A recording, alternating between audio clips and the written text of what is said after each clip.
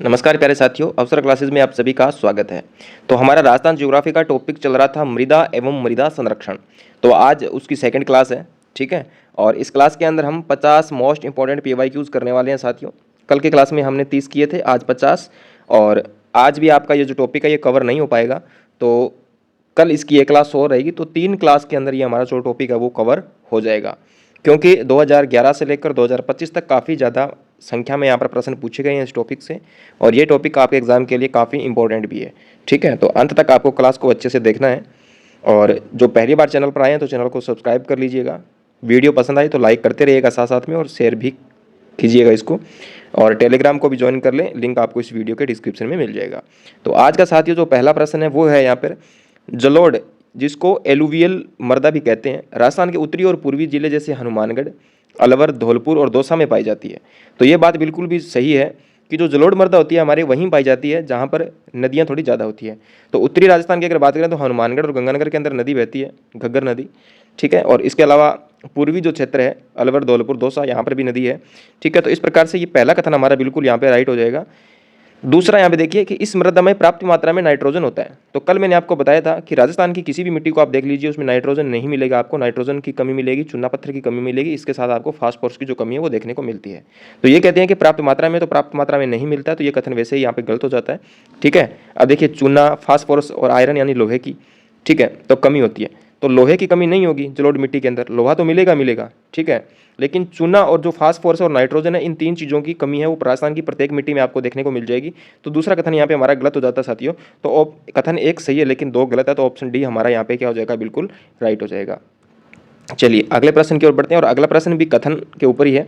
देखिए जलोढ़ मिट्टी में पर्याप्त मात्रा में पोटास, फास्फोरिक एसिड, चूना पाया जाता है, जो गन्ना, धान, गेहूं और अन्य अनाज और दलहन फसलों के उत्पादन के लिए आदर्श है, ठीक है। दूसरा कथन है इस मिट्टी में पर्याप्त मात्रा में नाइट्रोजन पाई जाती है। तो ये हमने देखा है कि नाइट्रोजन तो नहीं पाई जाती, ठीक है। तो यहाँ पे ऑप्शन सी हमारा राइट रहेगा। कथन 1 ठीक ठाक है, सही है, लेकिन जो 2 कथन है वो यहाँ पे गलत है, ठीक है। दूसरा कथन यहाँ पे गलत हो जाएगा आपका। चलिए अगला प्रश्न देखिए, राजस्थान में जलोढ़ मृदा के बारे में निम्न में से कौन सा कथन सही नहीं है। तो जलोढ़ मृदा की यहाँ पे बात हो रही है, तो कौन सा कथन यहाँ पे सही नहीं है ये बताना है। यह मृदा राजस्थान के उत्तरी और पूर्वी जिलों में पाई जाती है। तो ये बात बिल्कुल सही है, उत्तरी और पूर्वी जिलों में देखने को मिलेगी। इसका रंग हल्का भूरा लाल और इसका गठन बलुई दोमट होता है। तो ये बात भी यहाँ पे सही है। यह एक उपजाऊ मिट्टी है, तो ये बात भी बिल्कुल सही है। इस मृदा में नाइट्रोजन पर्याप्त मात्रा में होती है, तो नाइट्रोजन इसमें नहीं होती है, तो ऑप्शन डी हमारा यहाँ पे राइट हो जाएगा, क्योंकि ये कथन गलत लिखा हुआ है।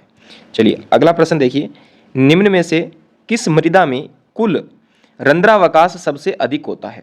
रंध्र का मतलब यहाँ पर छोटे छोटे जो छिद्र होते हैं, ठीक है, वो सबसे अधिक देखने को मिलता है। तो वो कौन सी मिट्टी में हमें यहाँ पे देखने को मिलेगा, तो वो मिलता है साथियों हमें क्ले दोमट मृदा के अंदर हमें देखने को मिलता है। अगला प्रश्न है, और अगले प्रश्न की ओर हम देखेंगे। तो अगला प्रश्न है यहाँ पे, राजस्थान के निम्न में से किस जिले में जलोढ़ मिट्टी पाई जाती है। जो जलोढ़ मिट्टी है वो कहाँ पे देखने को मिलेगी, तो अभी हम पढ़ गए हैं उत्तरी और उत्तरी पूर्वी राजस्थान में हमें देखने को मिलती है, ठीक है, उत्तरी और उत्तरी पूर्वी राजस्थान के अंदर, ठीक है। तो कोटा हमारे दक्षिण पूर्व का आ गया, तो इसमें हमें देखने को ये नहीं मिलेगी, ठीक है। इसके अलावा बूंदी में भी देखने को नहीं मिलेगी, बारां में भी नहीं, जबकि दौसा के अंदर ही हमें देखने को मिलेगी। तो ऑप्शन डी हमारा यहाँ पे राइट हो जाएगा। चलिए नेक्स्ट क्वेश्चन है, राजस्थान के किस जिले में जलोढ़ मृदा पाई जाती है। नागौर, बाड़मेर, भरतपुर और जैसलमेर। तो देखिए पश्चिम तो बिल्कुल भी नहीं मिलेगी जलोढ़ मृदा आपको, ठीक है। नागौर के अंदर भी आपको यहाँ पे देखने को नहीं मिलेगी। तो रहा बाड़मेर, बाड़मेर भी पश्चिम का है, तो बाड़मेर में नहीं, भरतपुर यहाँ पे राइट हो जाएगा, ऑप्शन बी भरतपुर की हमें देखने को मिल जाती है ये। चलिए अगला प्रश्न देखिए, राजस्थान में निम्न में से कौन सा मृदा का सर्वाधिक उपजाऊ प्रकार माना जाता है। तो जो सबसे उपजाऊ प्रकार है मिट्टी का वो कौन सा हो जाएगा साथियों, वो हो जाएगा हमारा जलोढ़ मृदा। सबसे उपजाऊ मृदा है वो जलोढ़ मृदा है यहाँ पे। अगले प्रश्न की ओर बढ़ते हैं, और आज अगला प्रश्न है, जलोढ़ मृदा राजस्थान के निम्न में से किस क्षेत्र में पाई जाती है। राजस्थान का उत्तरी और उत्तरी पूर्वी, तो ये हमारा बिल्कुल राइट रहेगा, उत्तर और उत्तरी पूर्वी भाग में ही पाई जाती है, ठीक है। चलिए जबकि आपके राजस्थान के उत्तरी और पश्चिमी भाग में कौन सी, तो यहाँ पे हम रेतीली या बलुई मिट्टी की बात कर सकते हैं। पश्चिमी भाग में रेतीली मिट्टी हमें देखने को यहाँ पे मिलती है। अगला प्रश्न देखिए, राजस्थान में जलोढ़ मृदा के बारे में निम्न में से कौन सा कथन सही है। तो सही कथन अब यहाँ पे हमें बताना है कि कौन सा सही है। इस मृदा में पर्याप्त मात्रा में नाइट्रोजन पाया जाता है, तो बिल्कुल गलत बात है, नाइट्रोजन नहीं पाया जाता है। इस मृदा में पोटास और लाइम चूने की मात्रा कम होती है, ठीक है, तो ये भी नहीं है। ठीक ठाक मात्रा होती है, इतनी भी इसकी कम नहीं होती है। यह राजस्थान के केवल उत्तरी जिलों में पाई जाती है, तो ये बात भी बिल्कुल गलत है। यह गेहूं, सरसों, कपास और तंबाकू के उत्पादन के लिए बहुत उपयोगी है, तो ये बात यहाँ पे बिल्कुल सही है, एक्यूरेट, यानी ज़्यादातर 100% अगर सही की बात करें तो 100% ये सही है यहाँ पे, ठीक है ना, 100% सही है। चलिए, तो ज़्यादा उत्तर सही ये है, ऑप्शन डी वाला। चलिए अगला प्रश्न देखिए, राजस्थान राज्य के गंगानगर, हनुमानगढ़, अलवर, भरतपुर, जयपुर और टोंक क्षेत्र में निम्न में से कौन सी मृदा पाई जाती है? तो अगर हम गंगानगर, हनुमानगढ़, अलवर, भरतपुर, तो ये देखिए गंगानगर और हनुमानगढ़ की बात करें तो ये उत्तरी जिले आ गए जहाँ पर नदी बहती है, अलवर, भरतपुर ये पूर्व वाले आ गए, उत्तर पूर्व वाले जिले आ गए, ठीक है ना। तो यहाँ पे जलोढ़ मृदा पाई जाएगी साथियों, ठीक है ना, जलोढ़ मृदा। चलिए अगला प्रश्न देखिए, राजस्थान में जलोढ़ मिट्टी मुख्यतः किन जिलों में मिलती है? तो जलोढ़ मिट्टी की यहाँ पे बात हो रही है, तो आपको पता है उत्तर और उत्तरी पूर्वी जिलों में मिलेगी। तो सबसे पहले कोटा, बारां, झालावाड़, तो यहाँ पे हमें नहीं मिलेगी, यहाँ पे काली मिट्टी यानी जिसको हम वर्टिसोल बोलते हैं वो देखने को मिलती है। इसके अलावा आपके भरतपुर, सवाई माधोपुर और धौलपुर, तो ये हमारा बिल्कुल राइट हो जाएगा, ये पूर्वी जिले हैं और पूर्वी जिलों में आपको पता है कि जलोढ़ मिट्टी देखने को मिलती है क्योंकि नदियाँ काफ़ी संख्या में है यहाँ पे। चलिए अगला प्रश्न है, क्लेई मिट्टी आमतौर पर किसकी बात हो रही है साथियों? यहाँ पे अब बात हो रही है आपकी क्लेई मिट्टी की, ठीक है ना। तो क्लेई मिट्टी की आमतौर पर सैरंध्रता होती है, कितनी होती है? 30 से 35%, 40 से 60%, 35 से 50% या 50 से 60%। तो ये हमें देखने को मिलती है, तो 40 से 60%, ठीक है ना। तो इसकी सैरंध्रता होती है साथियों वो 60 से 40% होती है। इसको हम चिक्का या दोमट मिट्टी भी कहते हैं। इसमें चूना, लोहा, क्ले की प्रधानता होती है। क्ले का मतलब होता है चिक्का, और चिक्का का मतलब ये है जो मैंने आपको पहली क्लास में बताया भी था, अगर आपके याद हो तो। चिक्का का मतलब है यहाँ पे कि जो इसके कण होते हैं वो बहुत ही बारीक कण होते हैं, बिल्कुल पास पास में होते हैं इसके कण, ठीक है ना, बहुत बारीक होते हैं, इसलिए इसमें जो जल धारण क्षमता है वो सर्वाधिक होती है। चलिए अगला प्रश्न है, ग्रेनाइट, नाइस व शिस्ट चट्टानों के विखंडन से कौन सी मृदा का निर्माण हुआ है? किससे? ग्रेनाइट, नाइस और शिस्ट से। तो ये निर्माण हुआ है साथियों आपके लाल पीली मिट्टी का। किसका हुआ है? लाल और पीली मिट्टी का। अगला प्रश्न है, राजस्थान के किन जिलों में लाल व पीली मृदा पाई जाती है? और ये क्वेश्चन देख लीजिए, काफी बार पूछा गया, इसलिए आपके लिए काफी इंपॉर्टेंट हो जाता है। तो लाल पीली मृदा को आप अच्छे से रट लीजिएगा, लाल पीली मृदा का प्रश्न आता ही आता है, ठीक है। ये RSSB के रगों में बसा हुआ है लाल पीली मिट्टी के बारे में, तो ठीक है, लाल पीली मिट्टी तो जो RSSB है इसके रगों में बसा हुआ क्वेश्चन है, ठीक है। तो आप देख सकते हैं यहाँ पे 2019 में आया है, फिर 2019 में, फिर 2018 में, फिर 2022 में, फिर 2020 में, है ना। तो 2019 से 18 से लेकर 2022-23 तक ये प्रश्न पूछा गया, काफी बार पूछा गया, ठीक है। तो लाल और पीली मिट्टी की अगर मैं बात करूं साथियों, ये कहाँ मिलेगी हमें? तो जो लाल पीली मिट्टी है ये हमें मिलेगी आपके सवाई माधोपुर, सिरोही, भीलवाड़ा और अजमेर। तो ऑप्शन डी यहाँ पे हमारा राइट हो जाएगा। चलिए अगला प्रश्न है, राजस्थान में लाल लोम या लाल लोमी मृदा पाई जाती है। तो लाल लोमी मृदा कहाँ पाई जाती है? इसको भी स्टार कर लीजिएगा, ठीक है, काफी इंपॉर्टेंट प्रश्न है आप सभी के लिए। तो लाल लोम जो मृदा है साथियों, ये जो हमारे पाई जाएगी, ये पाई जाएगी उदयपुर के अंदर। कहाँ पे? उदयपुर में। चलिए अगला प्रश्न, निम्न में से कौन सा कथन राजस्थान की लेटेराइट यानी जिसको लाल लोमी भी कहते हैं, क्या कहते हैं लेटेराइट को? लाल लोम, लाल लोम इसको कहते हैं, के बारे में सही नहीं है? तो सही कथन कौन सा नहीं है, यानी कि गलत कथन की यहाँ पे हमें पहचान करनी है। लोहा अंश की उपस्थिति के कारण इसका रंग है वो लाल होता है, तो बात बिल्कुल सही है। इसमें पर्याप्त मात्रा में फास्फोरस पाया जाता है, तो ये बात सही नहीं है जी, पर्याप्त मात्रा में इसमें फास्फोरस नहीं होता है। इसमें फास्फोरस, नाइट्रोजन और चूने की कमी होती है। यह कायांतरित एवं रवेदार चट्टानों से बनी है, तो ये बात बिल्कुल सही है। यह मृदा डूंगरपुर में पाई जाती है, तो ये बात बिल्कुल सही है। तो ऑप्शन बी यहाँ पे हमारा राइट हो जाएगा, जो इसके बारे में सही नहीं है। चलिए अगला प्रश्न, राजस्थान के किस जिले में लाल मिट्टी मिलती है? तो लाल मिट्टी भाई कहाँ मिलेगी बता दीजिए, अभी मैं पीछे बता के आया हूँ आप सबको। तो ये मिलेगी हमारे बांसवाड़ा के अंदर। कहाँ पे मिलेगी साथियों? बांसवाड़ा में। चलिए अगला प्रश्न, नीचे लेटराइट मिट्टी के बारे में दो कथन दिए गए हैं। तो लेटराइट मिट्टी के बारे में कथन है, लेटराइट मिट्टी डूंगरपुर, उदयपुर के मध्य और दक्षिणी भाग और राजसमंद क्षेत्र में पाई जाती है। लोहा यानी आयरन की अगर उपस्थिति के कारण इसका रंग है लाल दिखाई देता है, ठीक है। तो दूसरा कथन हमें पता है बिल्कुल सही है ये, तो यहाँ पे दोनों कथन हमारे सही हो जाएंगे। कथन 1 और कथन 2 दोनों ही यहाँ पे सत्य है, क्योंकि लाल लोमी मिट्टी है हमारी डूंगरपुर, उदयपुर के मध्य भाग में और दक्षिणी भाग तथा राजसमंद क्षेत्रों में पाई जाती है। ये बात बिल्कुल सही है। जैसे आप राजस्थान का नक्शा देखेंगे, ठीक है, तो इसको यहाँ पे इस एरिया में ये पाई जाएगी लाल लोमी मिट्टी आपकी, जिसको लेटराइट कहते हैं। चलिए अगला प्रश्न देखिए 19 नंबर, लेटराइट प्रकार की मिट्टी में पाई जाती है। तो कहाँ पाई जाती है भाई लेटराइट मिट्टी आपकी? तो लेटराइट मिट्टी आपको डूंगरपुर में देखने को मिलेगी, दक्षिणी राजस्थान में। चलिए अगला प्रश्न, डूंगरपुर तथा बांसवाड़ा के अधिकांश भाग में कौन सी मिट्टी है? रेवेरिना मृदा, लाल दोमट या लाल लोम मृदा, ग्रे ब्राउन जलोढ़ मृदा, जिप्सी फेरस मृदा। तो देखिए जो आपके रेवेरिना है ना साथियों, ये मिलेगी आपके श्री गंगानगर के अंदर। कहाँ मिलेगी? श्री गंगानगर के अंदर, ठीक है। जिप्सीफेरस मृदा साथियों कहाँ मिलेगी? ये मिलेगी आपके बीकानेर के अंदर। कहाँ मिलेगी? बीकानेर में।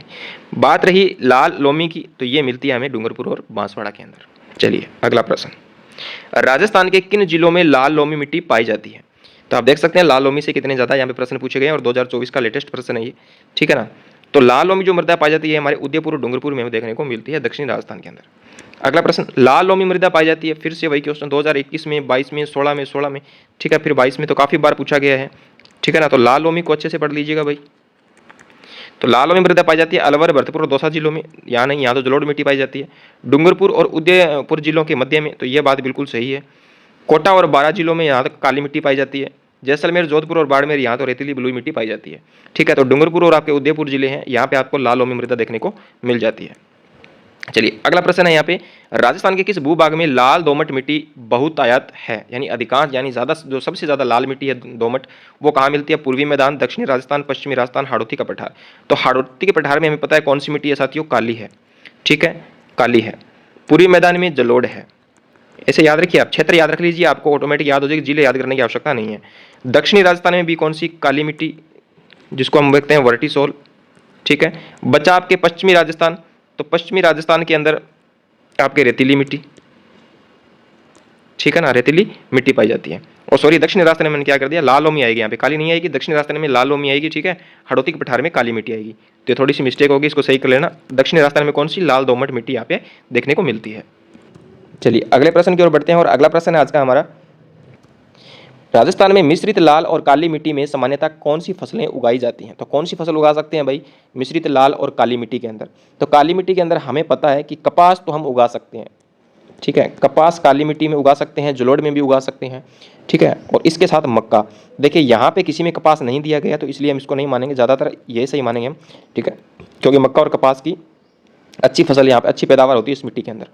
चलिए अगला प्रश्न है, मरुस्थलीय मृदा के बारे में सबसे असत्य कथन का चयन करें। तो सबसे कथन का चयन करना है, ठीक है ना, सबसे जो असत्य है। मरुस्थलीय मृदा पवनों के द्वारा विस्थापित हो जाती है, सही है भाई, ये कथन बिल्कुल सही है, क्योंकि जो मरुस्थलीय मिट्टी है वो हवा के द्वारा एक स्थान से दूसरे स्थान पर जा सकती है।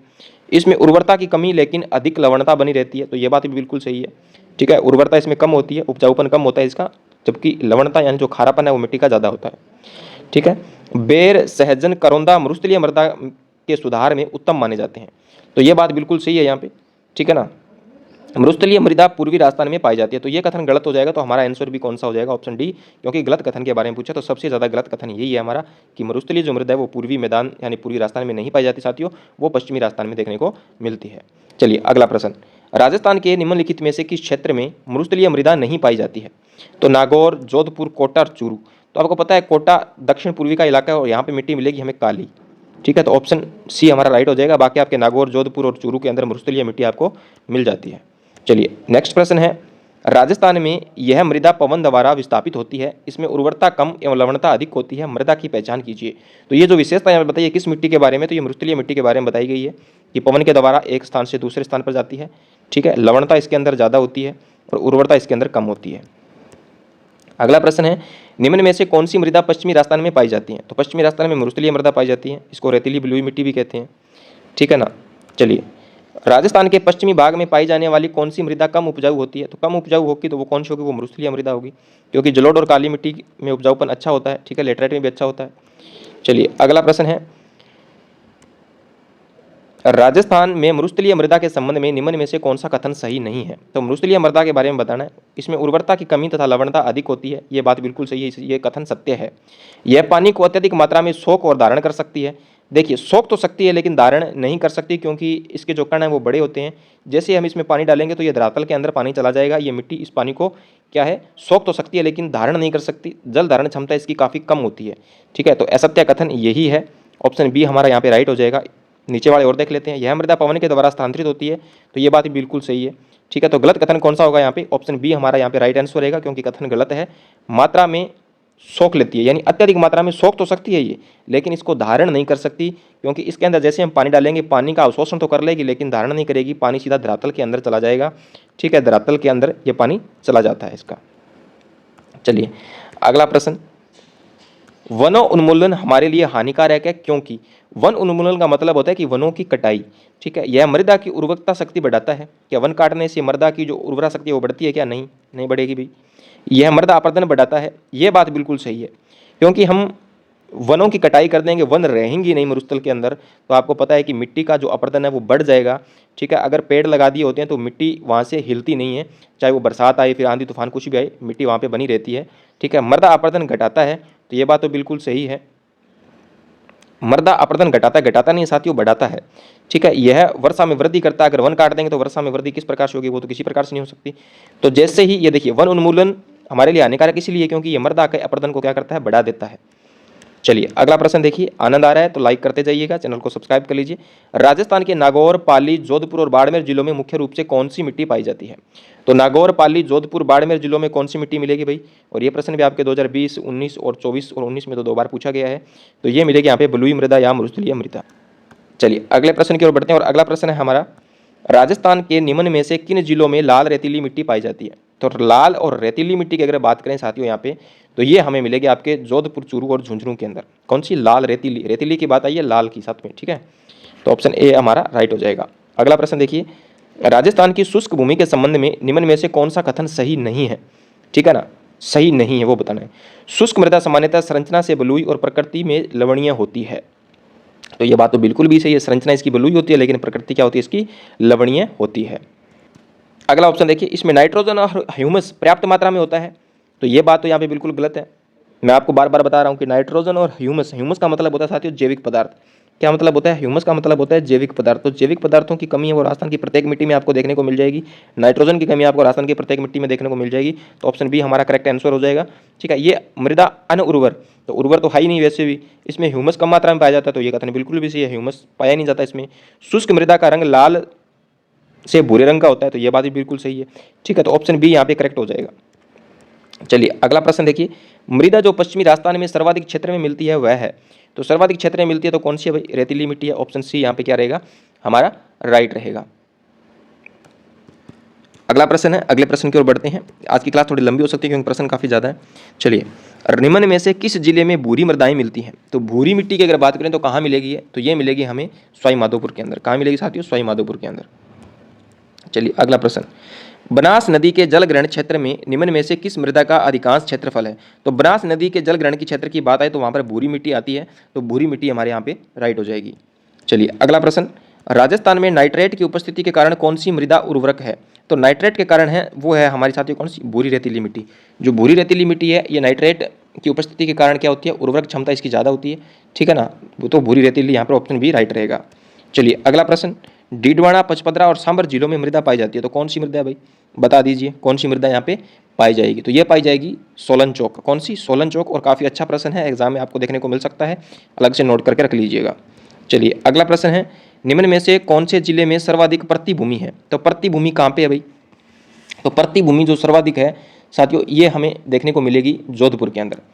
कहाँ में देखने को मिलेगी? जोधपुर के अंदर मिलती है। प्रति भूमि का मतलब ये होता है कि जिस भूमि पर प्रतिवर्ष कृषि नहीं की जाती, ठीक है, 1-2 वर्ष के लिए खाली छोड़ दी जाती है और फिर वहाँ पर जो मिट्टी होती है उसको पुनः उपजाऊ बना सके, ठीक है, इसके लिए उसको खाली छोड़ देते हैं, उसमें खेती नहीं करते 1-2 साल, तो उसको प्रतिभूमि कहते हैं। तो प्रतिभूमि जो सर्वाधिक है वो हमारे जोधपुर जिले के अंदर है, ताकि मिट्टी की उर्वरक जो क्षमता है वो बनी रहे।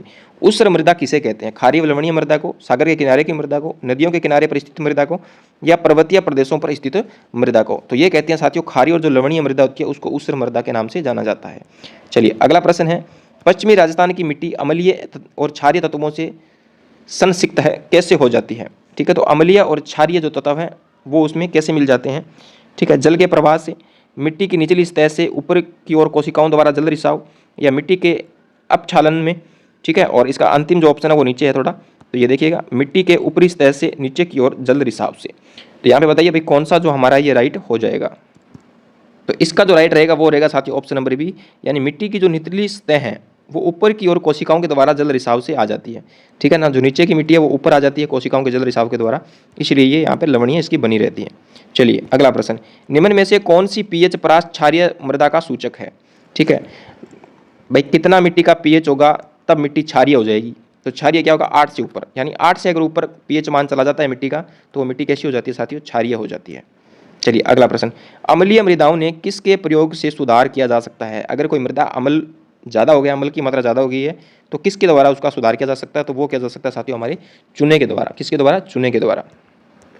चलिए अगला प्रश्न, निम्न में से कौन सा खनिज मृदाओं में लवणीयता एवं क्षारीयता के समाधान हेतु उपयुक्त है?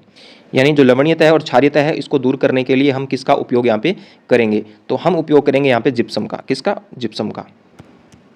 चलिए अगला प्रश्न, राजस्थान में मृदा में लवणीयता व क्षारीयता की समस्या कहाँ पाई जाती है? तो लवण और क्षार की जो समस्या सबसे ज़्यादा कहाँ पर हमें देखने को मिलती है? ये मिलती है हमें पाली के अंदर देखने को। ठीक है, चलिए अगला प्रश्न है, जिप्सम का उपयोग किस प्रकार की मिट्टियों के सुधार हेतु किया जाता है?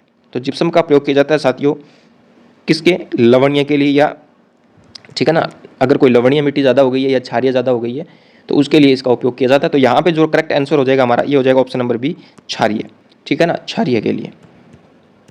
अगला प्रश्न है, अमेरिकी मृदा वर्ग व्यवस्था प्रणाली के अनुसार मृदा को खालिस्तान कोटि में वर्गीकृत किया गया है।